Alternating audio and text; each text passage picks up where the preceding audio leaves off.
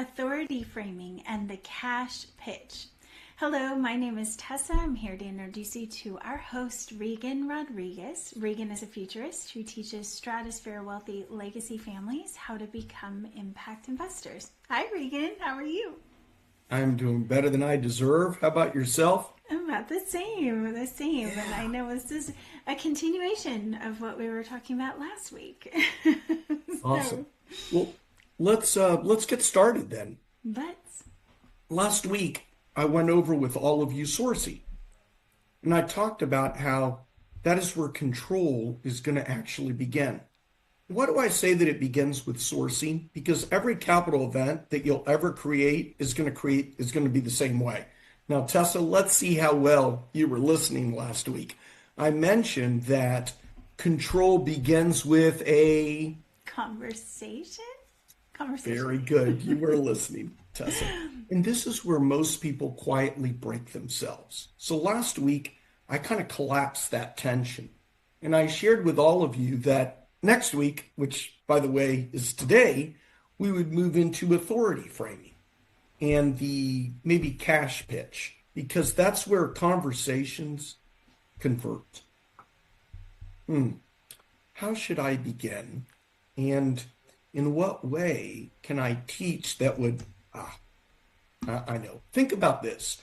Before a deal ever exists, or before a conversation even matters, or before authority is even tested, there is this quieter chamber. Inside the Fifth Avenue Underground Club, I call it the signal room. This is where names now become targets, where noise is filtered out, where deals first enter the system, not emotionally, but mechanically. Most people think that sourcing is about having charisma, and it's not good. It's about infrastructure, and infrastructure is always going to be intensity. It reminded me, someone asked me the other day, they said, Regan, why is it that most people never see deal flow in the way that you do?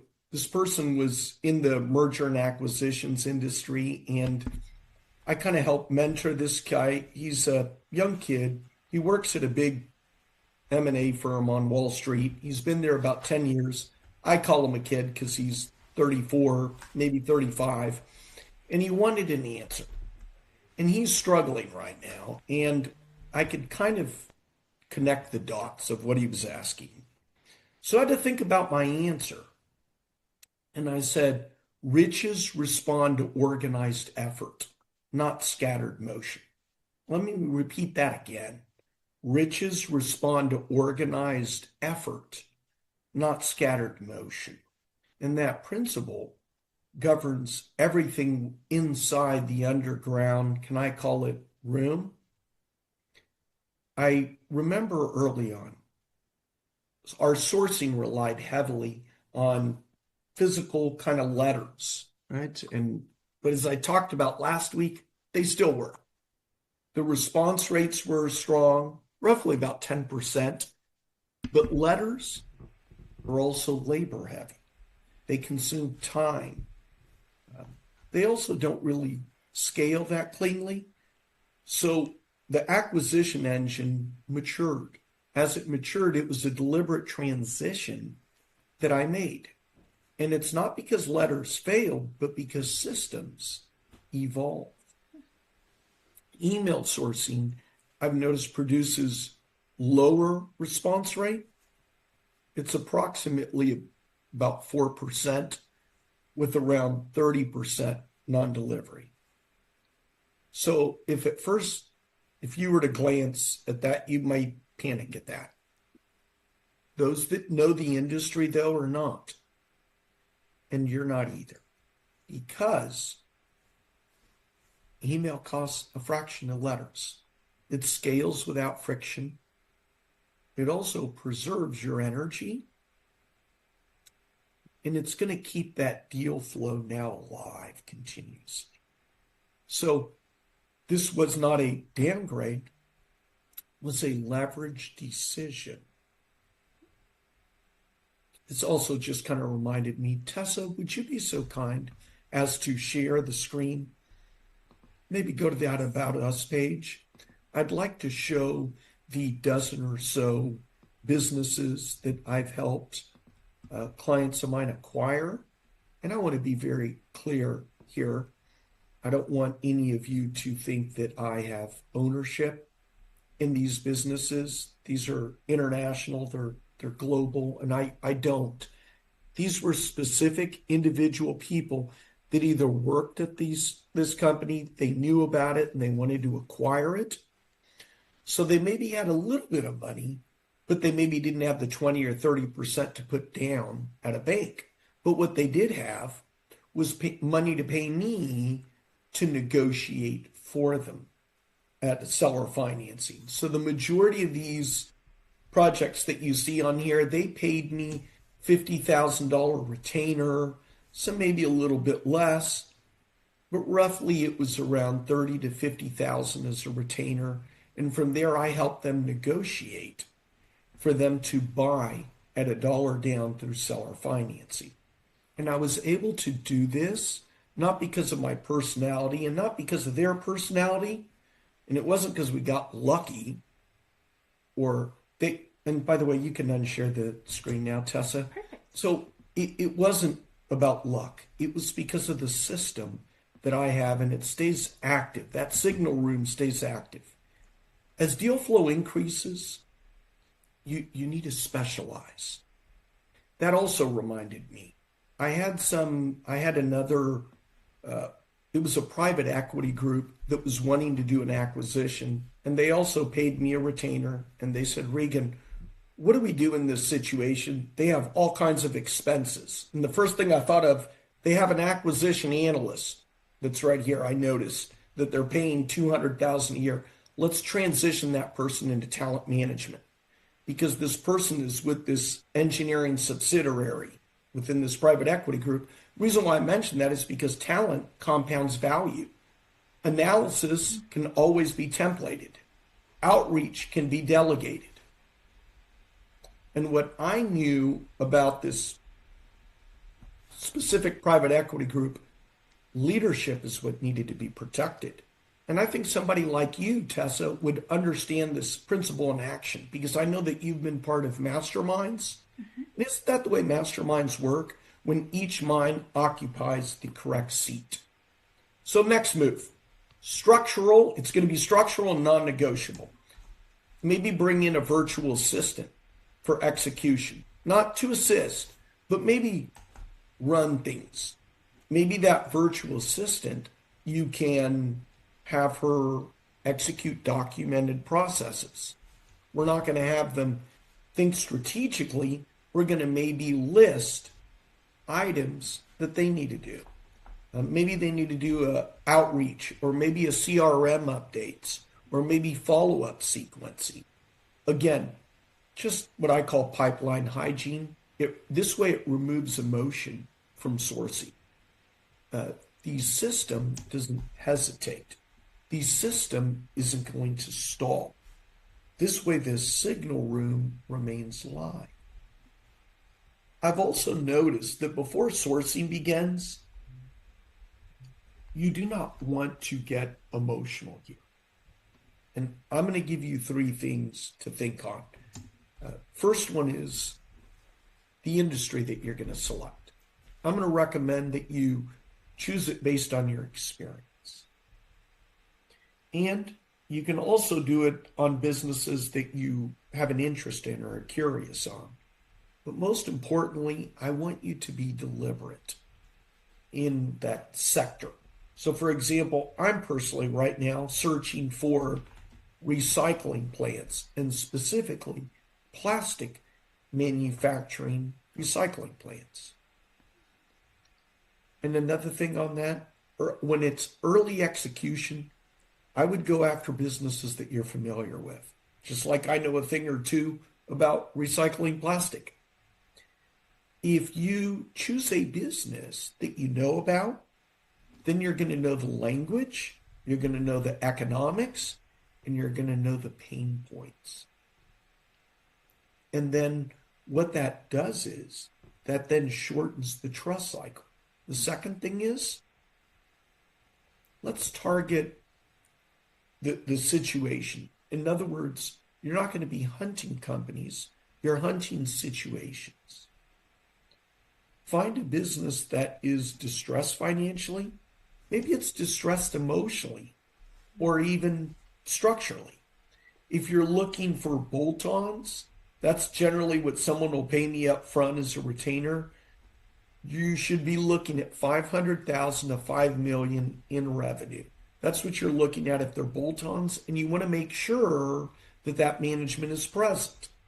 If you're wanting to do some kind of a strategic expansion, meaning maybe new geography, then what I'm going to recommend, ideally, you want to find one that's debt-free. And last is what is the leverage buyouts. I get a lot of people that will ask on that. You want to look for high net assets and make sure that the balance sheet is leveraged. I helped another engineering consulting firm with this, and all we needed to do was understand more who the trade debtors were. I helped negotiate on the timing, and then we restructured the finance in an intelligent way. And it wasn't because I was brilliant, and I use that word because that's what they said. They said, wow, Reagan, that was brilliant. And I said, no, it wasn't. It wasn't. We were just being strategic. We're following the system. It was a specific situation, and we're going to be intelligent about it. Just like the wallpaper behind me in my office. We're going to play chess with people instead. Let me move on to the third one. Location. Let's be real with ourselves on how we're going to execute that. Because geography it's not a preference. It's a feasibility. What do I mean by that? If you cannot support what you acquire, then experience has told me that then that control is going to collapse. So let's also, speaking of being real with each other, outreach is about having discipline. It is not about whether it's in your comfort zone or not. Let me go back to what I said. Let's be honest with ourselves, okay? Let's not lie to ourselves. I don't like doing outreach, and most people don't, okay? That also doesn't mean it's optional. Just start like I did, guys. Start with letters. That's fine. You'll get a 10% response. And yeah, it's high emotional weight. Yeah, it's labor intensive.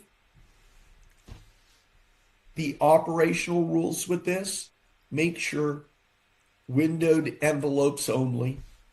Also, let's maintain a personal tone. Let's stay away from coming across too corporate. That is not what you're wanting to do here. And if you're going to use email, as I mentioned, you're going to have about a 4% response. And about 70% of them will be delivered. Low cost, high scalability. So that is the critical insight over automated systems. Oh, now I remember what I was going to say on that. If they're over automated systems, then they will land in spam.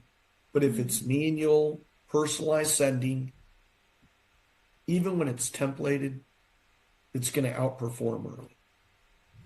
Now, here's another non-negotiable.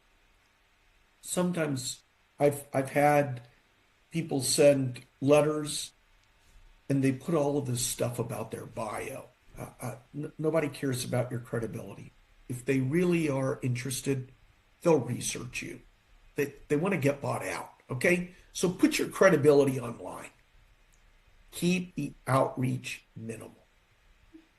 Let curiosity do the work. Speaking of authority, as the title of today's talk, the inbound control. You do not want to answer the phone. You never want to answer blindly. use a call answering service. That way they capture the details. It allows you to be more prepared, and it preserves authority. Preparedness builds trust faster than eloquence ever will. Another thing about scaling, and Tessa, you and I have talked about this earlier this morning, and we had an email exchange about it, CRM. Look at it as memory. It's not about complexity. Tessa will tell you that they're for continuity. We like to use Go High Level. That's what works. It's what Tessa's recommended. Others work as well. The reason why I like this, nothing disappears. Everyone sees the same truth. And momentum is never lost. Let me also talk about rapport without weakness. The first calls that you're going to have are not going to be pitches. They're listening exercises. You're often speaking to people at a certain breaking point. So empathy is not softness. It is intelligence with restraint. And do not ever exploit that distress. I do not teach that. I do not do that. I don't want any of you that are watching that. We do not exploit distress. We resolve it. That is why this system works. And this is why people refer business to me. There is no partial execution. I want that to sink in. You either run the system or you don't. There is no almost. People fail here, not because the signal room is flawed, because they attempt to improve it without earning the right. Follow the system.